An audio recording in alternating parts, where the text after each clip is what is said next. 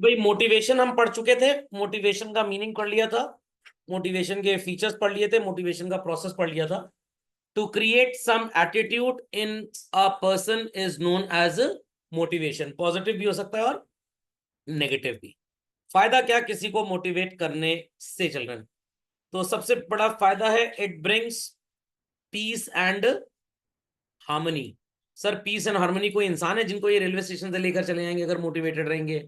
नहीं। ऑफिस में लड़ाई झगड़ा, आपस की जो टेंशन है, जो गैप्स है एम्प्लॉयज के बीच में, they will come to an end. क्योंकि आप मोटिवेटेड है, खुले विचारों के इंसान है, आप फालतू फालतू की बकवास पे ध्यान नहीं देंगे। एंड टीम वर्क से हम ऑर्गेनाइजेशनल ऑब्जेक्टिव्स को अचीव कर लेंगे। नहीं तो बैक बाइटिंग होती रहेगी, वो मेरी हेल्प नहीं कर रहा मैं उसकी हेल्प क्यों करूं? भाई आप मोटिवेटेड रहिए, आप दूसरे की हेल्प करेंगे तो पूरा organisation as a whole will grow and develop. तो ऑब्वियस सी बात है जब इंसेंटिव मिलेगा तो सबको मिलेगा।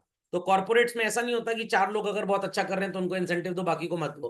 पूरा ऑफिस एक पर्टिकुलर ब्रांच है, अगर पूरा बिजनेस डेवलप होगा तब इंसेंटिव मिलेगा, वरना नहीं। हाँ इसमें कुछ लोग ऐसे होते हैं जो डायरेक्टली इन्वॉल्व होते हैं उस इंसेंटिव के लिए, तो उनको डेफिनेटली कभी थोड़ा सा इंसेंटिव ज्यादा मिलता है। For example if in a bank branch there is a manager, there is a cashier, there is a person who is highly qualified और वो म्यूचुअल फंड और इंश्योरेंस के बहुत प्लान्स बेचता है, तो भाई पूरी ब्रांच की रेटिंग ए कैटेगरी से A+ हो गई। Is that clear? सबको इंसेंटिव मिला। बट जिसने म्यूचुअल फंड और इंश्योरेंस के प्लान एक्सक्लूसिवली बेचे हैं उनका म्यूचुअल फंड और इंश्योरेंस के बिजनेस का इंसेंटिव अलग मिलेगा, और बाकी जो ब्रांच का कंबाइंड इंसेंटिव मिलना है वो तो मिलेगा ही मिलेगा। Fundamental logic is clear? तो आपकी मान लीजिए बचपन में किसी फ्रेंड की बर्थडे थी और आप उसके साथ पूरे स्कूल में टॉफी बांट रहे थे, तो भाई आपको तो एक टॉफी एक्स्ट्रा मिलेगी मिलेगी, और जो बाकी सबको मिली है वो भी आपको मिली है। Fundamental logic is clear? तो if an employee is motivated, वो कभी भी लड़ाई झगड़ा, बैकबाइटिंग, ऑफिस की जो पॉलिटिक्स होती है उन सब में इन्वॉल्व होगा ही नहीं। और ये सिर्फ क्लासरूम के अंदर कहने में अच्छा लगता है, रियल लाइफ में ऐसा हो नहीं पाता, कि लोग बड़े कलाकार टाइप के होते हैं। तो जब लोग कलाकार होते हैं तो आपको भी कलाकारी करनी पड़ती है। बट वो अगर डायरेक्ट कलाकारी आपके नुकसान की कर रहे हैं तो आपको थोड़ा अग्रेसिव नहीं खेलना, आपको डिफेंसिव खेलना है, आपको उनसे थोड़ा बच के रहना है। समझ में आ गई बात कि नहीं आई बात? पक्का कॉपी कर लिए झटपट फास्ट। तो you have to maintain a healthy and peaceful atmosphere. Healthy atmosphere मतलब ऑफिस में जिम लगवा दिया जाए तो हेल्दी एटमॉस्फेयर हो जाएगा, और जिम के बगल में, मशीन के बगल में, ट्रेडमिल के बगल में एक पंखा लगवा दे तो एटमॉस्फेयर भी अच्छा हो गया, हेल्दी एटमॉस्फेयर। मतलब भाईचारे का माहौल होना चाहिए। सर मान लीजिए ऑफिस में लड़कियां ही ज्यादा है तो, अरे तो भाई बहन भूसा का इस्तेमाल होना चाहिए, भाईचारा बहन भूसा। समझ में आ गया? तो कोई बहन चारा नहीं हो सकता। समझ में आ गया? चारा मेल वर्ड है, चारा चारी नहीं है ना। चलिए समझ गए? पीसफुल एटमॉस्फेयर कैसे क्रिएट करेंगे भाई? अंदस लिख लीजिए फास्ट। सेकंड चिल्ड्रन, एम्प्लॉय का परफॉर्मेंस इंप्रूव होगा। कैसे इंप्रूव होगा? इस तरह से डांस करके बच्चों? नहीं, डांस करके नहीं। जब आप जूनियर को डेलीगेट कर देंगे अपनी powers, authority and responsibility, you happen to give them what children? Autonomy. भाई एकदम फ्री विल से काम करो, तो वो अच्छे से अच्छा रिजल्ट लाने की कोशिश करेंगे। As a result they will be getting timely या अनटाइमली, मतलब ड्यू डेट से आगे नहीं, पहले उनको प्रमोशन मिल जाएगा। उनके वर्क का काफी रिकग्निशन होगा कि उन्होंने बहुत अच्छा काम किया, क्लैपिंग वगैरह करवा दी जाएगी। Is that clear? बट हो सकता है एम्प्लॉय बोले क्लैपिंग ना करो, 501 के लिफाफे दे दो उनको, तो रिकग्निशन ऑफ वर्क क्लैपिंग से हो जाएगा, इंसेंटिव मिल जाएगा। और ये काम तभी होगा बच्चों when the management and subordinate both cooperate with each other towards the attainment of organisational goals. अब पता लगा एम्प्लॉय तो बेचारा बहुत काम कर रहा है, ऑटोनॉमी आपने उसको दी थी, काम भी उसने अच्छा किया, जो लेस एफिशिएंट था उसको भी 5 साल में प्रमोट कर रहे हो, जो मोर एफिशिएंट है उसको भी 5 साल में प्रमोट कर रहे हो। क्या एम्प्लॉय की एफिशिएंसी बरकरार रहेगी? नो। उसे पता है 5 साल में प्रमोशन ड्यू है तो मैं क्यों काम करूं। बट अगर उससे पता है कि 5 साल में प्रमोशन होगा सब्जेक्ट टू द कंडीशन हमने कुछ एक्स्ट्रा ऑर्डिनरी एफर्ट किया हो, तो आप एक्स्ट्रा ऑर्डिनरी एफर्ट करेंगे, अपना एम्प्लॉय का परफॉर्मेंस, अपना परफॉर्मेंस बढ़ाएंगे, then only you will get the promotion, वरना प्रमोशन नहीं मिलेगा। Fundamental logic is clear? तो पहले गवर्नमेंट ऑफिसर्स में चलता था, आप मैनेजर के जॉब पे सो कॉल्ड ज्वाइन कर रहे हैं, 5 साल में सीनियर मैनेजर बन गए, फिर और सीनियर हो गए, बट अब प्रैक्टिकली ऐसा नहीं होता। अगर आपका आउटपुट सो कॉल्ड सही नहीं है तो आपको दे दिया जाएगा वॉलंटरी रिटायरमेंट स्कीम, कुछ साल की एडवांस तनख्वाह लेके घर में बैठो। नहीं समझे बात को? समझ में गया? तो गवर्नमेंट जॉब्स में भी प्रमोशन तभी मिलेगा when you have done something better. समझ में आ गया? आपको ऑर्गेनाइजेशन है कुछ अच्छा कर ही नहीं पा रहा, तो गवर्नमेंट कह रही भाई आप तो हमारे ऊपर एक तरह के बर्डन है, बोझ है, तो आप वेटेड एवरेज प्रॉफिट है, तो आपको एवरेज प्रॉफिट लगाना है, वेटेड नहीं लगाना, तो आपको निकाल दिया जाएगा बाहर। तो कृपया करके वेटेड एवरेज प्रॉफिट बने, सिर्फ वेटेड एवरेज प्रॉफिट का वेट ना बन जाए। Logic understood well? पक्का? तो एम्प्लॉय का परफॉर्मेंस मोटिवेशन से कैसे बढ़ेगा? When you give them autonomy. TT साहब को बोल दिया भाई टिकट काटनी है, अगर किसी ने टिकट नहीं लिया चालान काटिए, बट अगर बोले कि चाचा विधायक है हमारे तो उसको आपको छोड़ देना है। टीटी कहेगा भाड़ में जाओ, कौन मेहनत करे, पता लगा हम तो मेहनत कर रहे हैं, WT वालों से पेनल्टी वसूल रहे हैं, और फोन आ गया चाचा विधायक है हमारे अमेजॉन वेब सीरीज से, तो भाई इनसे अब आपको पेनल्टी नहीं लेनी। तो क्या वो इंसान काम करेगा उतने मन से? बिल्कुल नहीं काम करेगा। पुलिस वाले काम कर रहे हैं, चालान कलेक्ट कर रहे हैं, हेलमेट के लोगों को अवेयर कर रहे हैं, फोन आ गया चाचा विधायक है हमारे, इनको छोड़ दीजिए, तो क्या पुलिस वाले अगली बार से काम करेंगे? वो बिल्कुल भी नहीं काम करेंगे। अंडरस्टैंडिंग? तो एम्प्लॉय का परफॉर्मेंस पुलिस का परफॉर्मेंस बढ़ने की बजाय कम हो जाएगा। Logic understood well? Logic understood well? चलिए भाई, हेल्प्स इन ऑर्गेनाइजेशनल चेंज, ये क्या है sir? Many a time it happens, जैसे आपने कोविड में देखा, प्रायर कोविड मैक्सिमम, या मैक्सिमम बोलना थोड़ा गलत होगा, 99.99% बोल सकता हूं मैं, teachers use to teach offline.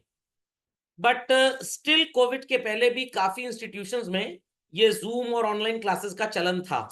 North India में सब नाटक ज्यादा रहता है, बारिश हो गई तो भाई स्कूल बंद हो गया, ठंडी ज्यादा आ गई तो स्कूल बंद हो गया, और ये ज्यादा ठंड बारिश 1 to 8 वालों को लगती है, 9th क्लास से सब लोहे के बने होते हैं, और टीचर तो समझ लीजिए वो रोडियम का बना हुआ है, प्लैटिनम से भी भयंकर मेटल है।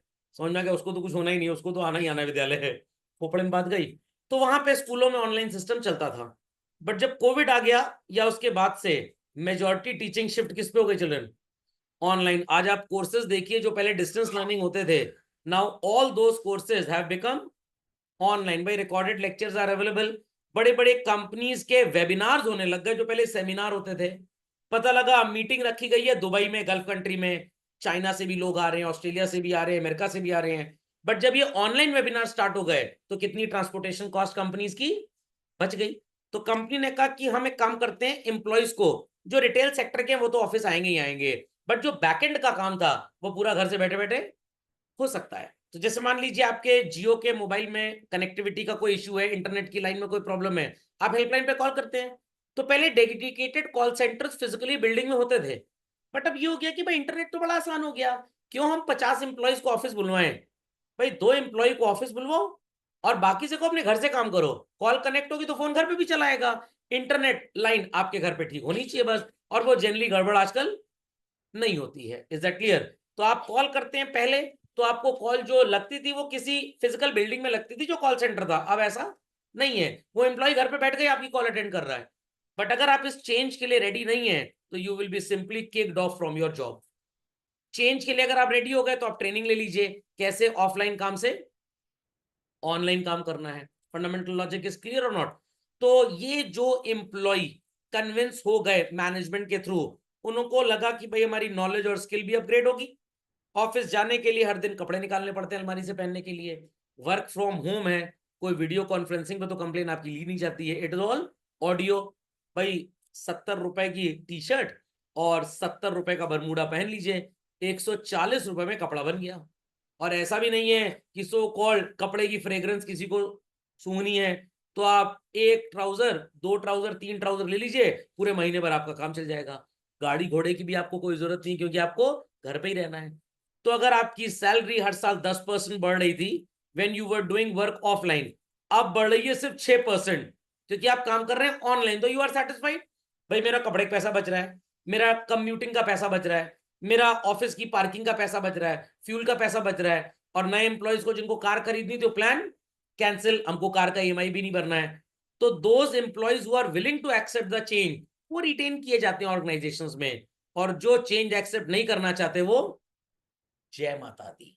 तो companies like TCS and all announced during Covid period 2021 only कि भैया अगले 5 साल हमारे कम से कम 1/4 एम्प्लॉइज घर से ही काम करेंगे, और जो ऑफिस में काम कर भी रहे हैं, क्या घर आने के बाद उनका पीछा छोड़ दिया जाता है? बॉस का फोन आ गया, रात को 10 बजे भी कॉल अटेंड करनी है आपको।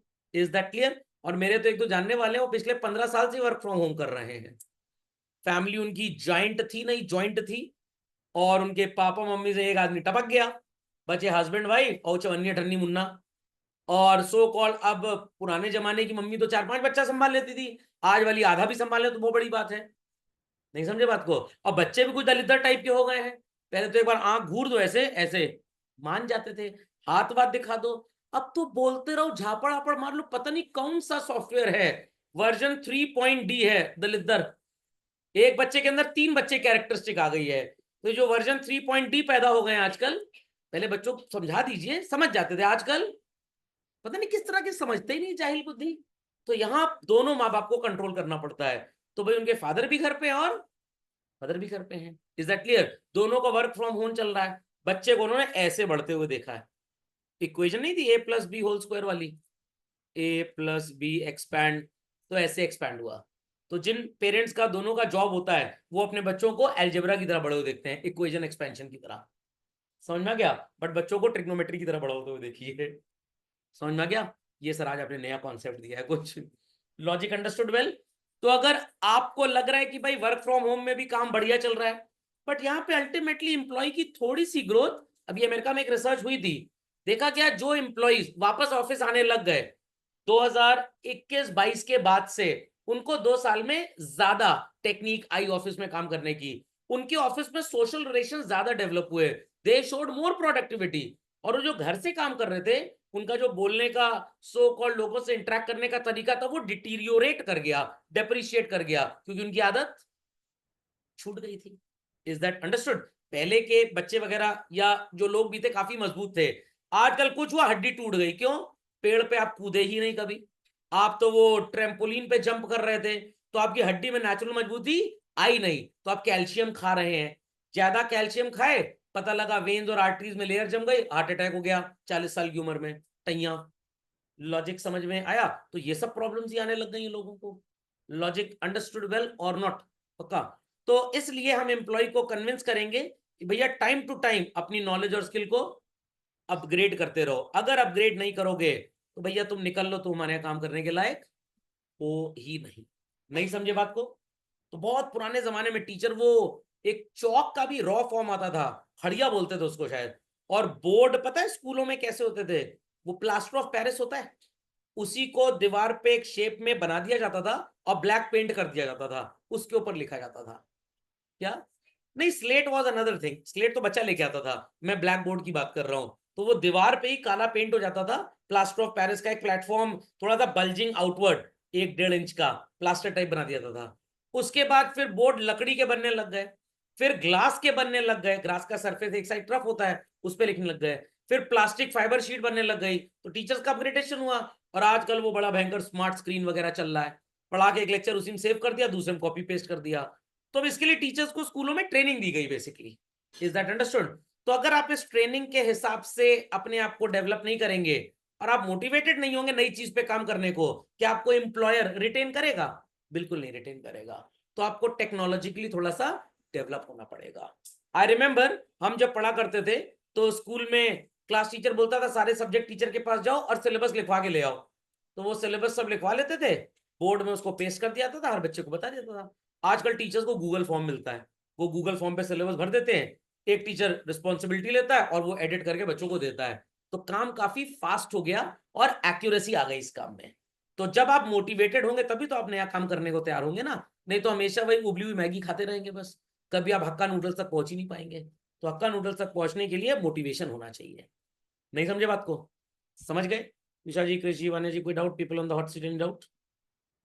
No sir. No sir. चलते हैं आगे बच्चों, let's continue further. Alter negative attitude of an employee into positive attitude. कैसे?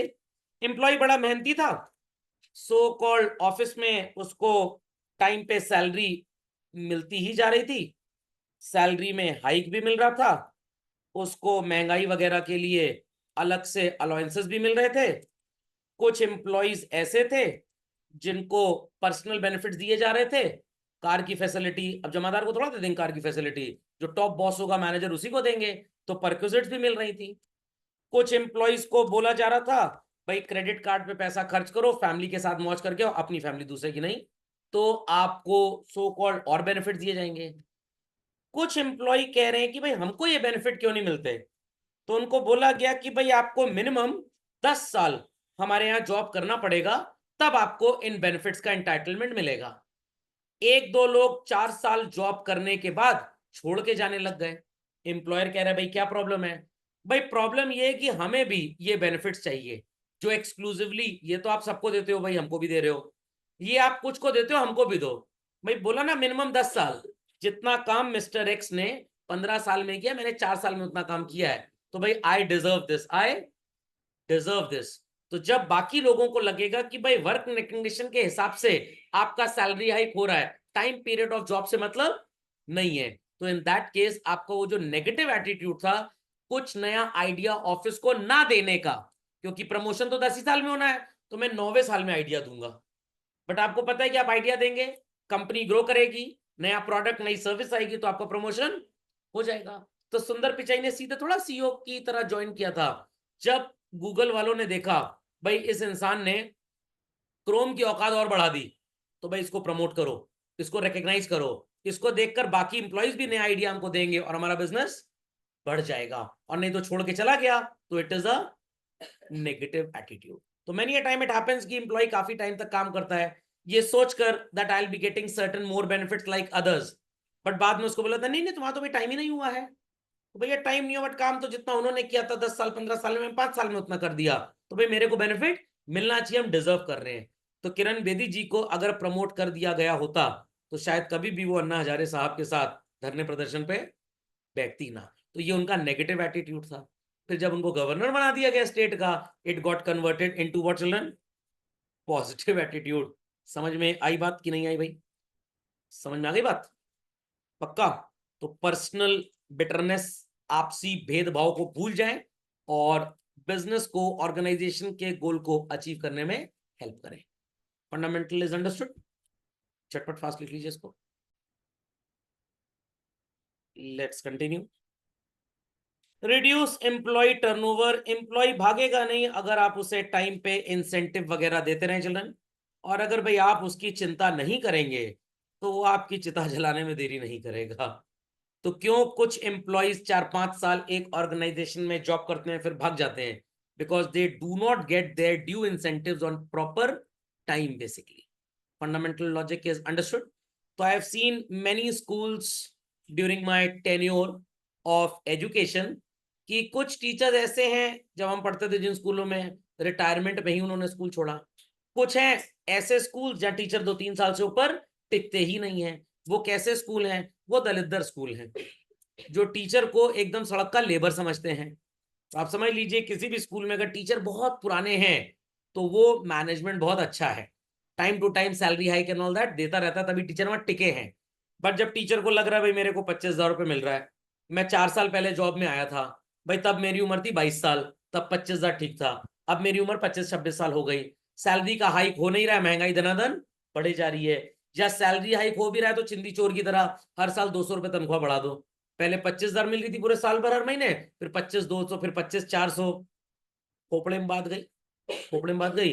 तो जहां पे उसको 40,000 महीने का ऑफर मिलेगा, वो 25,400 वाली नौकरी, 800 वाली नौकरी छोड़ के चला जाएगा। 40,000 वाली में सोचा था चलो उससे तो बड़ा, यहाँ पे हर साल 500 रुपये तनख्वाह बढ़ रही है।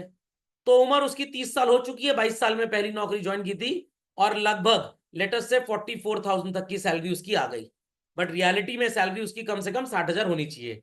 अब कोई सरकारी नौकरी का ऑफर निकला और वहां पे सैलरी उसकी अच्छी है तो भाग जाएगा, प्राइवेट से भी शिफ्ट कर लेगा। क्यों शिफ्ट कर लेगा? बिकॉज उसको रिक्वायर्ड इंसेंटिव नहीं मिल रहा। Is that clear? तो my cousin is working with, वो कौन सा चैनल था मैंने आपको बताया था, स्टार था कि सोनी था? सोनी था शायद, हाँ। तो उनको स्टार वालों ने कॉल किया, मैंने 1-2 बार रेफरेंस आपको पहले दिया भी है, मिस्टर नीरज अरोड़ा। तो स्टार्टिंग में जी में थे, फिर स्टार वालों ने कॉल किया, तो सोनी वालों को भाई कितना हाइक दे रहे हैं? कह रहे हैं सर 20%। कह रहे हैं लो 30% हाइक होगी तुम्हारी सैलरी, भाई हमें छोड़ के मत जाओ, क्योंकि अगर अच्छा एम्प्लॉय छोड़ के चला गया तो एम्प्लॉय दूसरा नहीं मिलेगा। बट ऐसा जरूरी नहीं है सर, धरती पे तो बहुत लोग हैं, ठीक है। अगर हर 4-5 साल में आपके सीनियर ऑफिसर्स आपको छोड़ के जा रहे हैं, तो जूनियर के मन में क्या ख्याल आएगा कि ये ऑर्गेनाइजेशन ज्यादा लॉन्गेविटी के ऊपर डिपेंडेंट नहीं है। जब मेरा बॉस नहीं टिकता यहाँ पे, वो भाग जाता है, तो मेरे को भी यही समझना है कि मेरे को ज्यादा टिकना नहीं है। फंडामेंटल इज अंडरस्टूड और नॉट? तो if you keep giving proper bonus to the employee, ये क्या होता है sir? Employee stock option plan. Company का शेयर बाजार में 3200 रुपए का है, कितने का? 3200 का। हम अपने सीनियर एम्प्लॉयज को बोलते हैं, आपको अगर ये शेयर चाहिए, आप बता दीजिए, 100 शेयर मिनिमम और 1000 मैक्सिमम हम आपको दिलवा सकते हैं। मार्केट में 3200 का है, आपके लिए प्राइस 2000 है। हम मार्केट से अपना शेयर 3200 में लेंगे, आपको 2000 में देंगे। आपको बाजार से कितना सस्ता मिल गया? 1200। तो एम्प्लॉय कहेगा एक शेयर 1200 रुपए सस्ता मिला, अगर मैं 100 शेयर खरीद लूं तो मेरा 1,20,000 का फायदा हो जाएगा। बट इन शेयर्स पे गवर्नमेंट ऑफ इंडिया के लॉ के अकॉर्डिंगली 3 साल का लॉक इन होता है। कितने का? 3 साल। ऐसा क्यों सर? क्योंकि अगर एम्प्लॉय ने ये शेयर सस्ते में लिए और दनादन मार्केट में बेचने लग गए, तो मार्केट में शेयर्स की सप्लाई बढ़ेगी, डिमांड तो उतनी होगी नहीं, दाम धड़ाम से गिर जाएगा, दूसरे शेयर होल्डर्स को नुकसान हो जाएगा। तो 3 इयर्स का इस पर लॉक इन पीरियड होता है बेसिकली। इसको ईसॉप बोलते हैं, एम्प्लॉय स्टॉक ऑप्शन प्लान। अभी आप अकाउंटेंसी में जॉइंट स्टॉक कंपनी शेयर जब पढ़ेंगे, तो वहां पे आपको ये बात समझ में और अच्छे से आ जाएगी।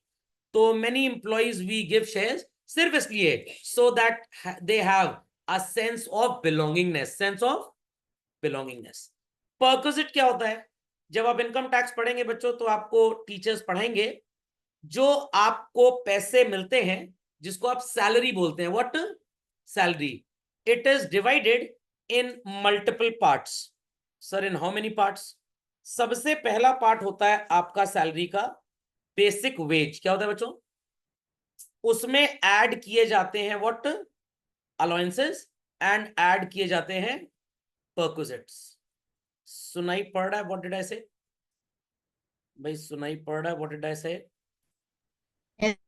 चलो, तो बेसिक वेज मान लीजिए किसी एम्प्लॉय की है, let us take an example, 40,000 rupees per month. रुक जाइए, थोड़ा इंक के लीकेज को ठीक कर लूं, कीचड़ लग गया ऐसा लग रहा था। हाँ चलिए, तो बेसिक वेज कितनी है बच्चों? 40,000। अलाउंस वर्ड की स्पेलिंग जो है, ये किन 3 लेटर्स से स्टार्ट हुई है? ऑल। और परक्विजिट की स्पेलिंग किससे स्टार्ट हुई है? PER। तो 40,000 रुपए बेसिक वेज सबको मिलेगा उस पर्टिकुलर पोस्ट पे, उस पर्टिकुलर पोस्ट पे। महंगाई बहुत ज्यादा है मालिक, कुछ करो इसका। ठीक है, तो मैं महंगाई कंट्रोल करने के लिए तुम्हारी सैलरी में 20% और जोड़ देंगे। कल को महंगाई बढ़ेगी तो इसको 25 कर देंगे, और महंगाई बढ़ेगी तो इसको 30 भी कर देंगे। न्यूज़पेपर में सुनते हैं ना, लिख के आता है सेंट्रल गवर्नमेंट का DA बढ़ गया।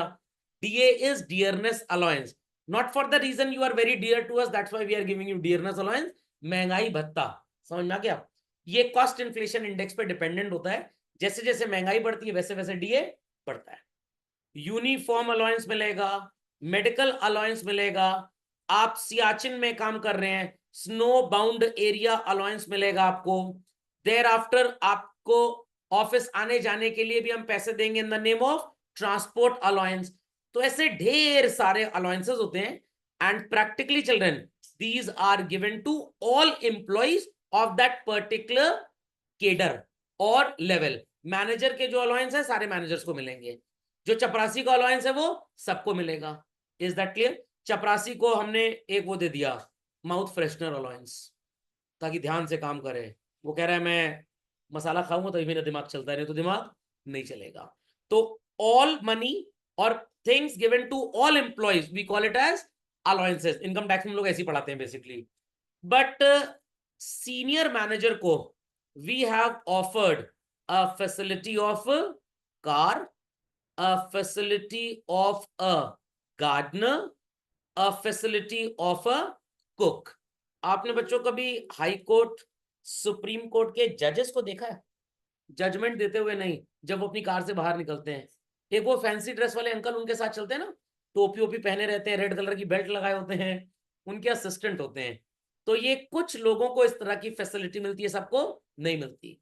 तो प्राइवेट कंपनी में मान लीजिए आप जॉब कर रहे हैं, अगर आपकी कार अपनी है तो कार के चार्जेस दे दिए जाएंगे, या किराए पे कहीं कार ले लेंगे और आपको घर ड्रॉप करेगी कार और घर से ले लेगी, और आपकी वाइफ को किटी पार्टी में भी छोड़ सकती है वो car, but that is practically not legal. इतनी बात सुनाई पड़ गई, इतनी बात सुनाई पड़ गई। देयर आफ्टर आप हमारे बहुत अच्छे एम्प्लॉय हैं तो आपके क्लब के एक्सपेंसेस भी एम्प्लॉयर बेयर कर लेगा, but these facilities are not given to all, they are based on personal benefits. ये सबको नहीं मिलेगा, ये कुछ लोगों को ही मिलता है। आई रिपीट, ये कुछ लोगों को ही मिलता है। तो ट्रांसपोर्ट अलाउंस गूगल सारे एम्प्लॉयज को देता है। भाई कैब सर्विसेज देयर, आपके घर से आपको पिक करेगी, ऑफिस लाएगी, शाम को आपको घर छोड़ाएगी।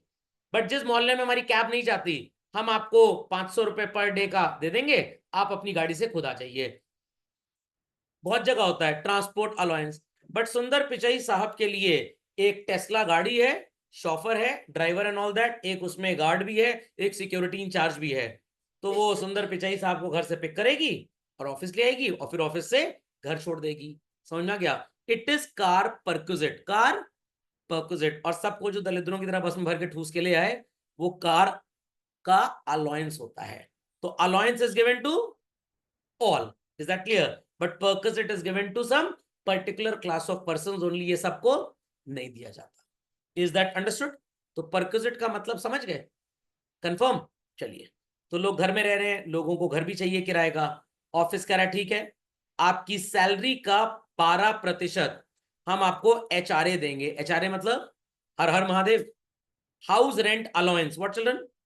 House rent allowance. आप घर किराए पे ले लीजिए, मान लीजिए आपकी सैलरी 40,000 है, तो 12% इज 4800। 4800 में सर बाथरूम नहीं मिले, घर कहां से मिल जाएगा? हमसे इससे मतलब नहीं, हम बस इतना ही देंगे, तुम बाथरूम किराए पे लो, घर किराए पे लो, तुम्हारी मर्जी। Is that clear? तो ये होता है हाउस रेंट अलाउंस, ये अलाउंस की कैटेगरी में आता है और ये सबको मिलता है। बट सुंदर पिचाई साहब को हमने एक लैविश विला दे दिया। Is that clear? तो वो again children house rent allowance नहीं होगा, वो वैल्यू ऑफ हाउस परक्विजिट हो जाएगी। समझ में आ गई बात? तो allowance is made available to all, perquisite कुछ कुछ लोगों को दिया जाता है, इसीलिए देते हैं ताकि एम्प्लॉय लॉन्ग टाइम तक टिके हमारे यहां और भागे बिल्कुल भी ना। समझ में आया? तो बस इस बात को हमेशा याद रखिएगा, वेयर सोएवर आपका स्कूल हो, मोहल्ले में कोई ऑफिस हो, जहां पे एम्प्लॉय काफी दिनों तक टिक गया, समझ लीजिए वहां का एम्प्लॉयर बहुत अच्छा है। Logic understood? तो टर्नओवर का मतलब ये नहीं कि एम्प्लॉय आएगा और टर्न करता रहेगा, ऐसे कार्टव्हील करता रहेगा, nothing like that. They will not leave the job frequently, टिक के काम करेंगे। Yes, sir. तो चलते हैं आगे बच्चों, आ गए हमारे चाचू, Maslow's need hierarchy theory of motivation. अभी आप क्लास 12 के स्टूडेंट हैं, अगले साल मेरे को तो 110% उम्मीद है अच्छे नंबरों से लोग क्वालिफाई करेंगे ही करेंगे एग्जाम। फिर वो CUET या 5 ईयर LLB के लिए क्लैट, या डिजाइन के कोर्स के लिए निफ्ट, या CA फाउंडेशन, जो आपकी इच्छा अनुसार होगी आप वो काम करेंगे। और भाई मेरा आशीर्वाद है सब अच्छा ही करें और करेंगे भी अच्छा, ऑब्वियस सी बात है। देखिए जो निफ्ट में चले गए, मेरा फ्यूचर सिक्योर, कपड़ा वपड़ा फ्री में डिजाइन हो जाएगा, तुषार जी कहेंगे हाँ सर ठेंगा हम फ्री में डिजाइन करेंगे। चलिए खैर कोई बात नहीं, मैं तो ऐसे ही सोच के चलता हूँ। कोई CA बन गया तो रिटर्न वगैरह फाइल कर देगा कम से कम। कोई बढ़िया लॉयर बन गया, और मान लीजिए कोई क्रिमिनल केस वेस लग गया, सोनिया गांधी जी ने बोला कॉकरोच के ऊपर गाड़ी कैसे चढ़ाए आप, समझ में आ गया? अब सलमान खान जी के सामने तो वो हिरन मान गया कि गलती मेरे नाना नानी और दादा दादी की थी, जिन्होंने मेरे माता पिता का रिश्ता कराया, फिर मैं पैदा हुआ और फिर मेरे ऊपर गाड़ी चढ़ाई गई। सलमान खान जी की कोई गलती नहीं थी। तो भाई आप अपने जीवन में अच्छा ही करेंगे। सबसे पहले जब आपकी पढ़ाई लिखाई कंप्लीट हो जाएगी and let us say you are into some job वॉब, ठीक है, तो आपको लगेगा भगवान सैलरी थोड़ी ठीक ठाक मिल जाए, 1.5-2 करोड़ रुपए महीना मिलेगा तो चलेगा। अब आपको 90 लाख का जॉब ऑफर हुआ और आप कह रहे हैं नहीं 1.5 करोड़ से कम में तो मैं नौकरी पकड़ूंगा नहीं। पापा कह रहे हैं बैल बुद्धि ज्वाइन कर लो, मेरी पहली नौकरी 10,000 रुपए की थी, तुम्हें तो कम से कम 90 लाख मिल रहा है। नहीं नहीं नहीं, हमारे दोस्त ने ज्वाइन किया 2.25 करोड़ का पैकेज। पापा ने कहा ज्वाइन तो कर लो, तुमने कहा अच्छा चलो पापा बोल रहे हैं इतनी बात तो ज्वाइन कर ही लेते हैं। What you satisfied children? Physiological needs, जिसको आप रोटी कपड़ा मकान भी बोल सकते हैं, और रोटी कपड़ा मकान आपकी अर्निंग्स में से ही आएगा।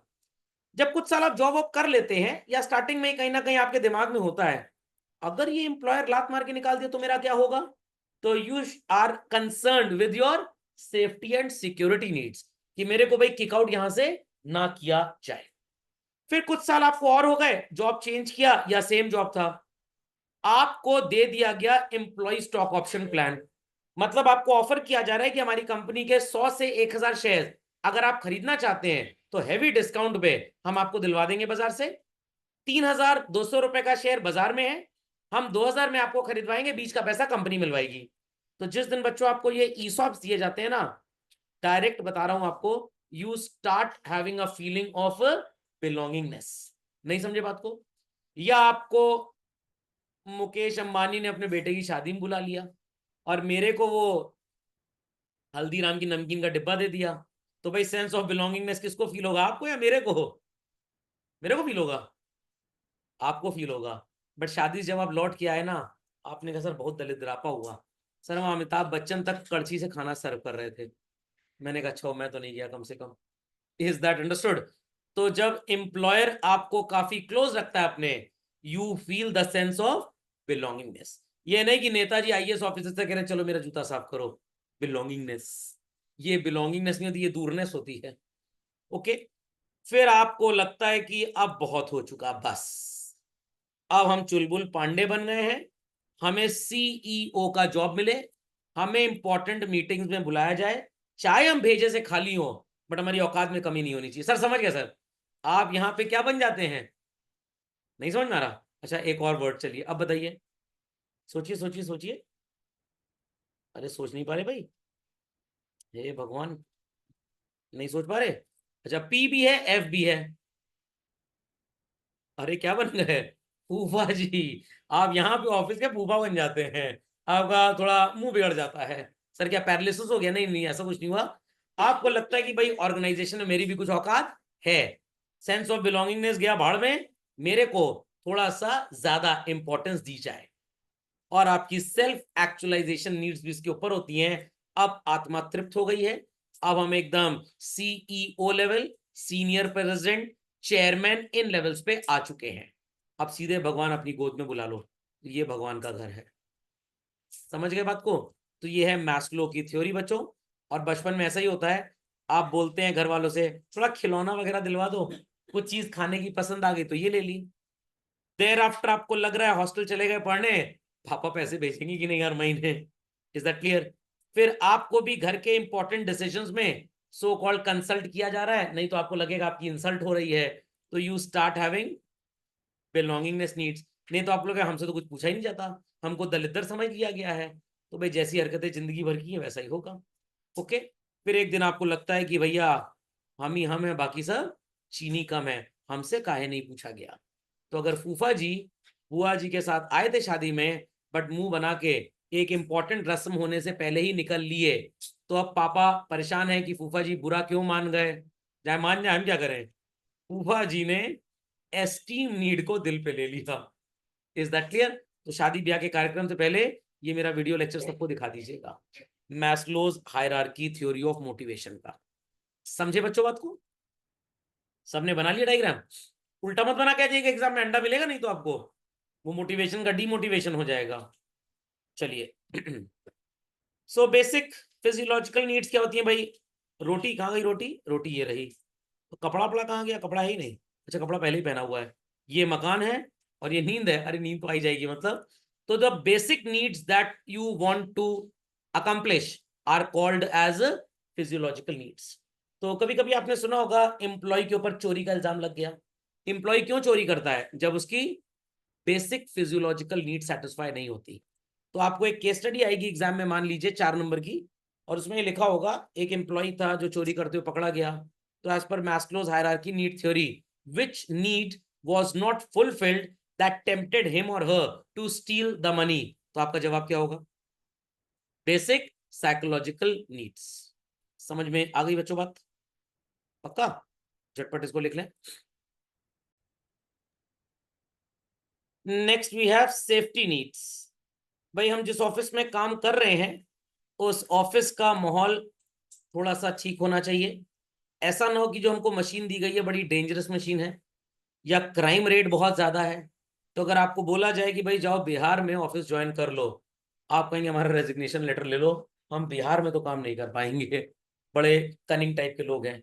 अच्छा साउथ इंडिया चले जाओ, वहां तो इल्ले पो सब लोग बोलते रहेंगे, समझी में ना आएगा क्या हो रहा है, तो भैया हम वहां भी नहीं जाएंगे। पंजाब भेज दो, छोला भटूरा बढ़िया मिलता है वहां पे। इकोनॉमिक सिक्योरिटी भी होनी चाहिए। ईयर्स अगो चिल्ड्रन, मेरे को डीपीएस जद्दा से कॉल आया था, तो मैंने नहीं ज्वाइन किया। Reason being the salary which they were offering me, I did some mathematics. तो मैंने कहा जो सैलरी मिल रही है, अगर साल में एक बार भी अपने होम टाउन इंडिया लौट आए, तो जितना इंडिया में कमाते हैं उससे भी कम कमाएंगे। तो फिर उनके काउंसलर ने बोला कि नहीं सर, आप बाकी एडिशनल क्लासेस यहाँ ले सकते हैं। मैंने कहा मैडम, जब कुत्ते की तरह आके वहां पे भी भौंकना है तो फायदा क्या, फिर तो मैं यहीं पे बेटर नहीं? नहीं समझे बात? तो in that case economic security नाम की चीज वहां पे नहीं है। फिर मैंने एक दो लोगों को कंसल्ट किया, जिन्होंने बताया कि भाई कुछ कंट्रीज ऐसी हैं जहां पे आपको इंडिया जैसा माहौल मिल जाएगा, बट कुछ कंट्रीज में तो ऐसा माहौल है ही नहीं। तो भाई गल्फ में अगर जॉब करनी है तो you can go to Dubai. Is that clear? But अगर आप किसी और कंट्री में जाते हैं तो ऐसा नहीं कि वहां लोग अच्छे नहीं है, लोग तो हर जगह अच्छे होते हैं, जैसे आप होंगे वैसे ही लोग होंगे। आप किसी की चिकोटी काटेंगे, सामने वाला कंटाप मार देगा आपको। Is that clear? हु करके डराओगे तो चुड़ैल बन जाएगा। तो लोग तो भाई जैसे आप होंगे वैसे वो भी होंगे। But Dubai is as good as Mumbai, आपको हिंदी स्पीकिंग लोग मिल जाएंगे। तो लाइक इंडिया में जो लोग नॉर्थ इंडिया में जॉब करते हैं ना, वो साउथ नहीं जाना चाहते, क्योंकि सबसे बड़ा फूड का प्रॉब्लम है। समझ में नहीं आएगा कि सब्जी खा रहे हैं या बाल में मालिश करवा रहे हैं। दोनों में कोकोनट ऑयल बड़ा यूज करते हैं, हर चीज में कोकोनट ऑयल यूज करते हैं। Is that clear? तो लोगों को लगता है खाने पीने का हिसाब किताब ठीक है ही नहीं, तो लोग बड़ा अवॉइड करते हैं। जो लोग साउथ के होते हैं, नॉर्थ इंडिया तो ना जाएंगे, एक बार चले भी जाएंगे यूपी एमपी बिहार नहीं जाएंगे, लोग हम ही को बेच देंगे वहां पे।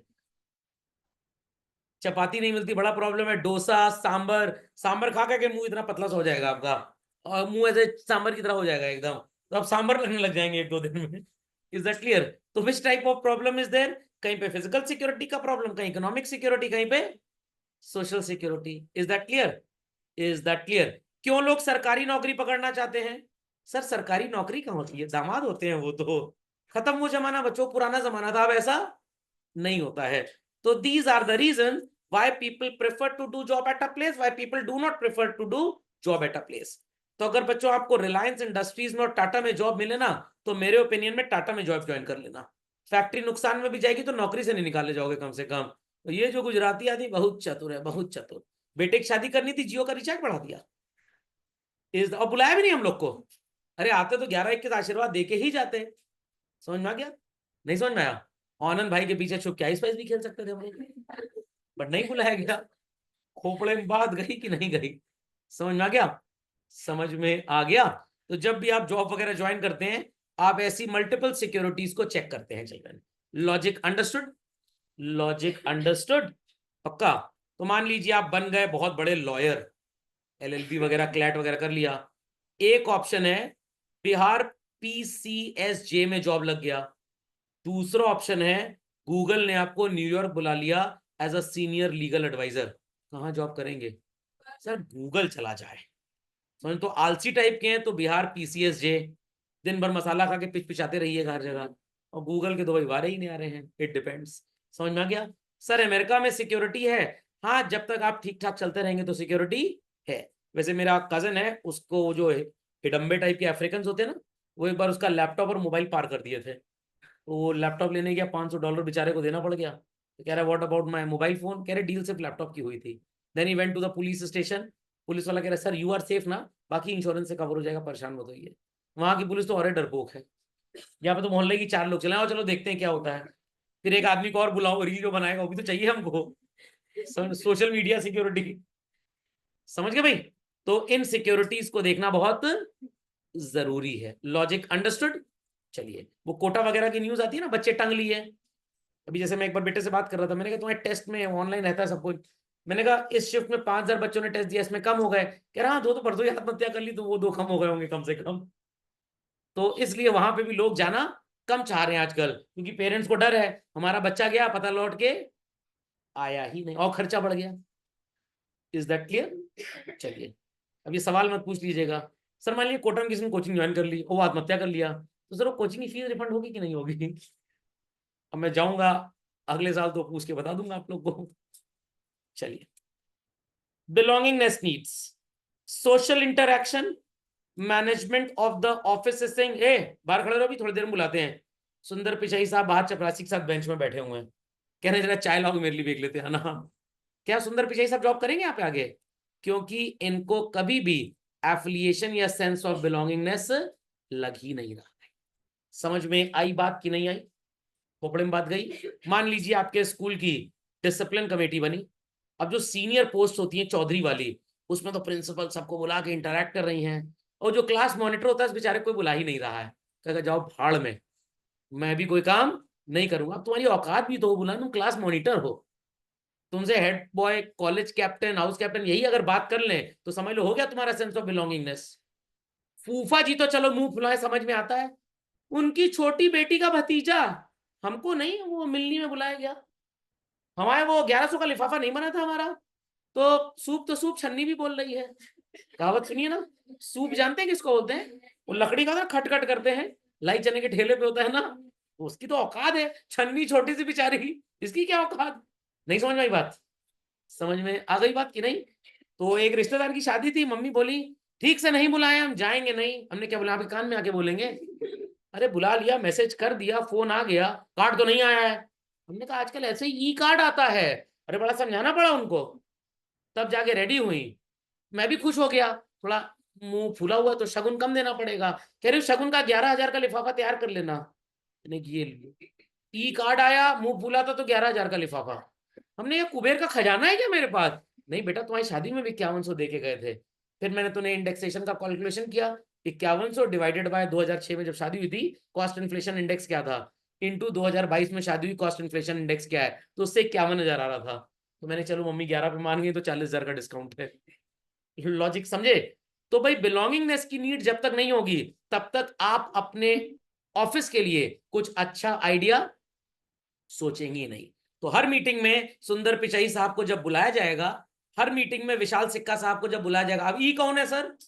ये एक famous so called CEO category के थे इन्फोसिस में, 7 दोस्तों ने मिलकर इन्फोसिस स्टार्ट किया था। उसमें एक ये अपने एनआर नारायण मूर्ति जी थे, एक नंदन नीलकेनी जी थे। तो नंदन नीलकेनी, फिर बीच में थोड़ा मन मुटाव हो गया, तो नंदन नीलकेनी जी इस समय शायद वो हैं आधार का, वो नहीं है, unified identification unique identification authority of India, इसके सीईओ हैं।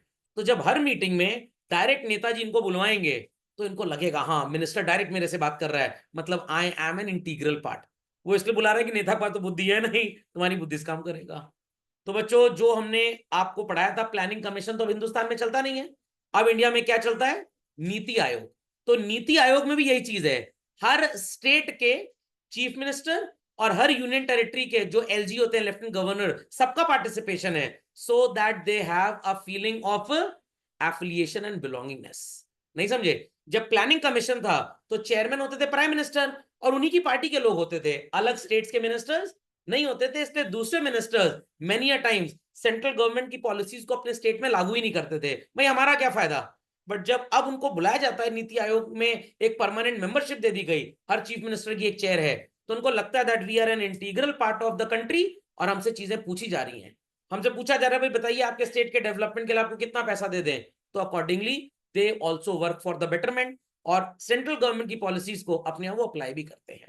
तो ऐसा नहीं कि मैस्लो की थ्योरी सिर्फ बिजनेस ऑर्गेनाइजेशन या कॉमर्स या बिजनेस मैनेजमेंट में लगती है, हर जगह लगती है।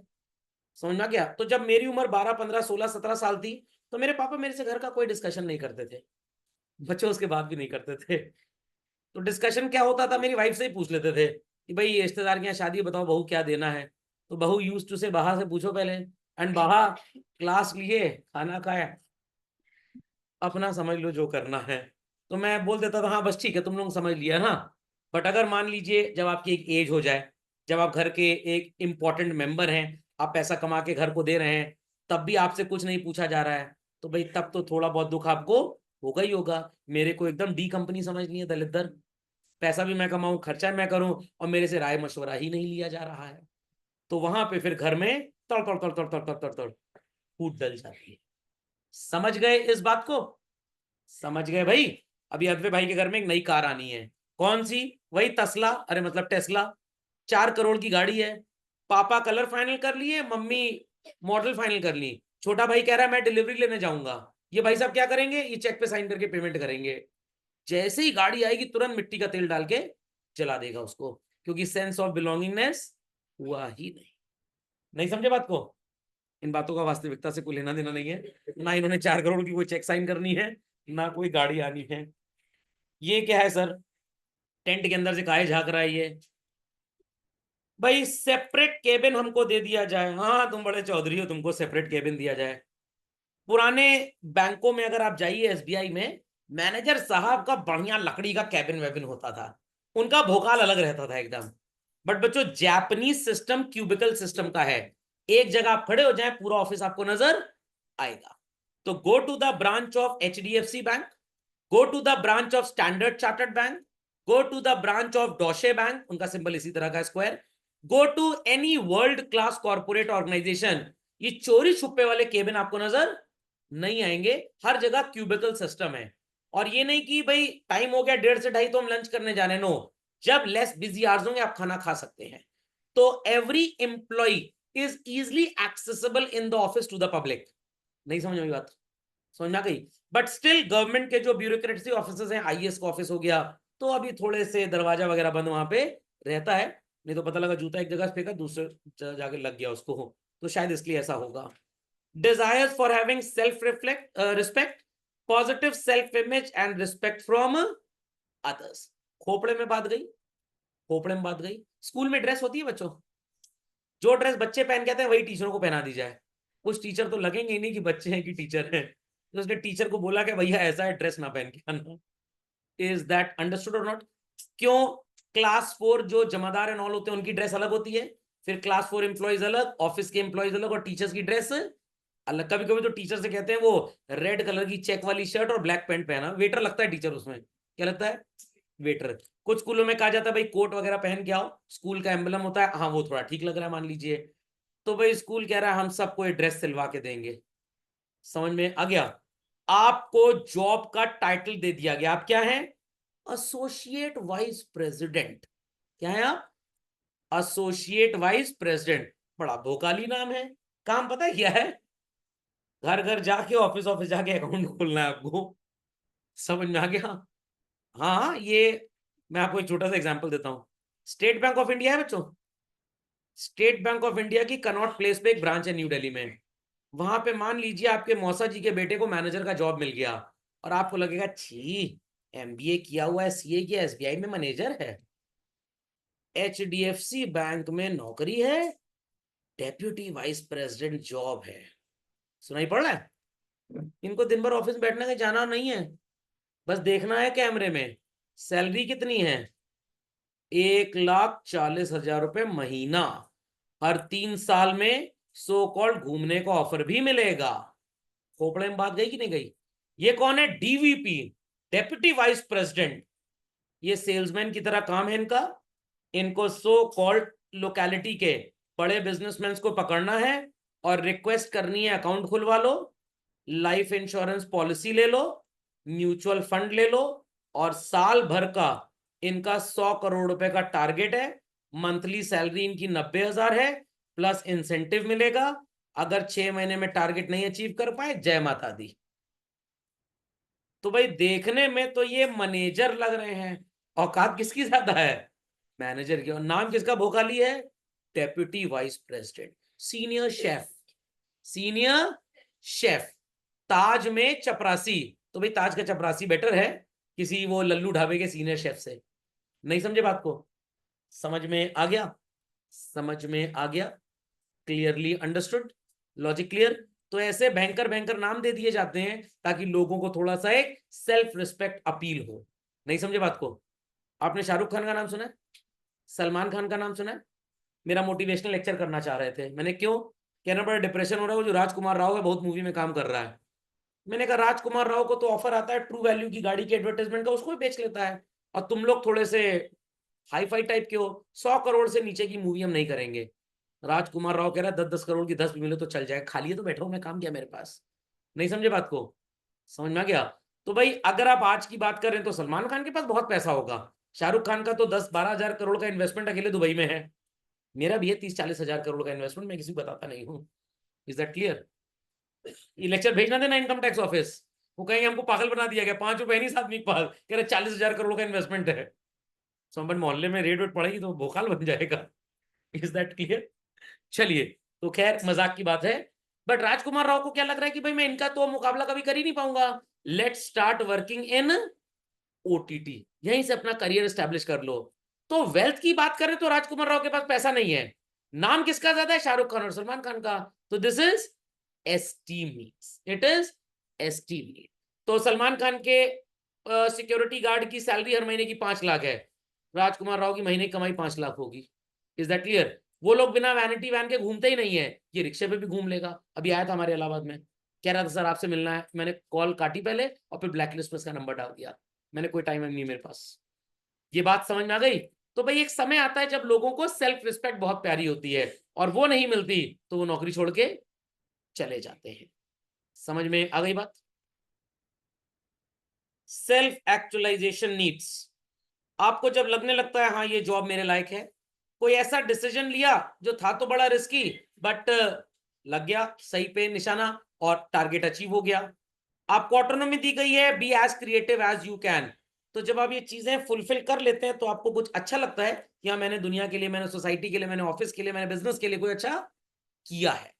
तो आपने बच्चों आईसीएफ का नाम सुना है, इंडियन कोच फैक्ट्री, इसके बारे में एक गूगल ब्लॉग भी है, देख लीजिएगा शायद आपको मिल जाए। देयर वाज अ पर्सन जो इंडियन रेलवे से रिटायर हो रहा था, तो मोदी जी ने उससे पूछा कि भाई आप क्या देश के लिए कुछ अच्छा और सीखना चाहते हैं, करना चाहते हैं? तो उन्होंने बच्चों आईसीएफ में वंदे भारत की मैन्युफैक्चरिंग स्टार्ट कराई थी, नहीं तो हमारे बेवकूफ टाइप के नेता जो स्विट्जरलैंड से वो T14 या T17 ट्रेन आई थी उसको खरीद लेते हैं। तो इन भाई साहब ने अकल लगाई, पूरा डिजाइन उसका समझा और बोला ट्रेन हमारे ट्रैक पे चलने लायक नहीं है, वापस कर दिए। हूबहू 96.8 करोड़ रुपीस में, लगभग 100 करोड़ में एक वंदे भारत तैयार हो गई। और उनकी एक ट्रेन थी 400 से 500 करोड़ रुपए की, 5 गुना पैसा देना पड़ता, और इंडिया में कितना एम्प्लॉयमेंट जनरेट हो गया उससे। Logic understood? तो ये आईसीएफ की फैक्ट्री थी। सो द डे कलाम साहब ने मिसाइल पहली लॉन्च की, ही वॉज सेटिस्फाइड कि मैंने दुनिया के लिए कुछ किया। आपने होमी भाभा का नाम सुना होगा, भाभा एटॉमिक रिसर्च जिनके नाम पे है। तो जब उन्होंने पहला अपना सेटअप किया था तो एक चर्च में किया था, और जब ये टारगेट अचीव किया तो ही स्टार्टेड फीलिंग कि हमने इंडिया को एक न्यूक्लियर पावर या सुपर पावर या मिसाइल पावर के सो कॉल्ड ट्रैक पे लॉन्च कर दिया है। तो जब आप कुछ ऐसा एक्स्ट्राऑर्डिनरी अच्छा करते हैं, चाहे अपने लिए चाहे अपने ऑर्गेनाइजेशन के लिए, यू हैपन टू फील कि भाई आपने जो सोचा था वो अचीव हो गया, मतलब आत्मा तृप्त हो गई आपकी एक तरह से। Logic understood? धीरू भाई अंबानी जी का सपना था कर लो दुनिया मुट्ठी में, रिलायंस ने मोबाइल सर्विसेज लॉन्च की, बट किसी वजह से वो उतनी सक्सेसफुल नहीं हो पाई, बट जियो सक्सेसफुल हो गया। समझ में आ गया बच्चों? अगले लेक्चर में आपको पढ़ाऊंगा incentive. That's all for today.